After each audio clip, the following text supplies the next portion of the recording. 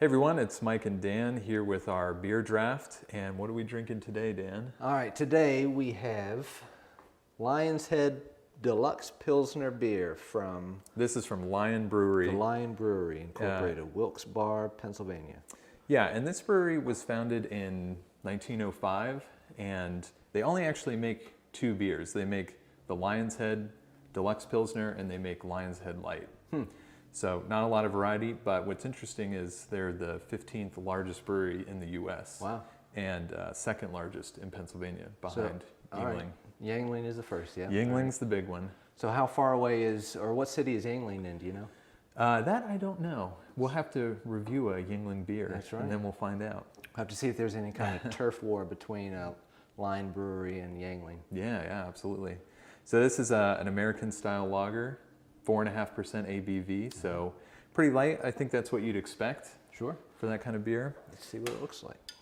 So we're here in Virginia, and what's interesting is that we don't even get this beer down here. Oh, where did you pick this one up? Well, I had a friend come down from PA, and I asked him specifically to bring me a case of this beer because it actually is a pretty good lager. I do like it. And you can see it's got that nice, clear golden color that you'd expect to see from these type of beers. And just before we get into the rating, I did want to show you something interesting on the cap here. I'll hold it up to this camera. You can kind of see, well, it's a little blurry, but there's an image in there. All right. And so something I thought was kind of cool about the brewery is they have these, they call them puzzle caps.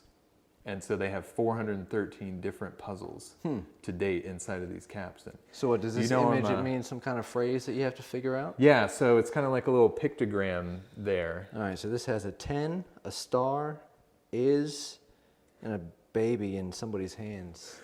Yeah, I don't know. The 10, that's the number of the puzzle. So if you couldn't figure it out, you could go to the website and so you could look it up. We'll cheat later. So look it up.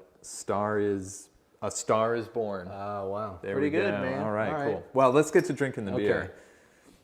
Or at least looking at it. All right, it's nice and clear. We got some little bubbles floating up to the top. Good carbonation. Got, I think, a good amount of head on you this got a beer. little bit more than I did. But I might yeah, have looks to work really on good. my pouring technique. So as far as smell, it should be kind of a dry smell to it, which it definitely has. It smells like a lager to me. Nothing smells off. It smells pretty good. Yeah. So let's go ahead and take a drink here. And just like with the aroma, it should be kind of dry. A clean taste. Nice clean, some carbonation to it. And also with these lagers, a bit of residual sweetness is what you should be tasting there. Yeah, it's good. Yeah, I think it's a good lager, much better than, you know, say a Coors Light. You know, if you want something refreshing to be drinking on the weekend or something like that, I think this is the beer to go with. Definitely refreshing is the word. It's nice and crisp. It's got a clean taste to it. It looks pretty. Right, and not a lot of ABV either, so it's one that you can definitely have a couple and not feel bad. So, have you had their other brew? I have not had the light before, and actually just in researching this beer, that's how I even found out that they offer the light version. Like I said, I've never seen it in the wild. I've only had it when my friend brought it down for me from PA. It's good. I like it. Yeah, so is this a beer that you would buy if it comes available here in Virginia? If they sold it in my neck of the woods, I would definitely pick it up, I think. Yeah, me too. We do have Yuengling down here, and if I'm doing a barbecue or something in the backyard, Yuengling is usually my go-to kind of macro brewery. Aside from, you know, Budweiser, Coors Light, try to avoid those. Yeah.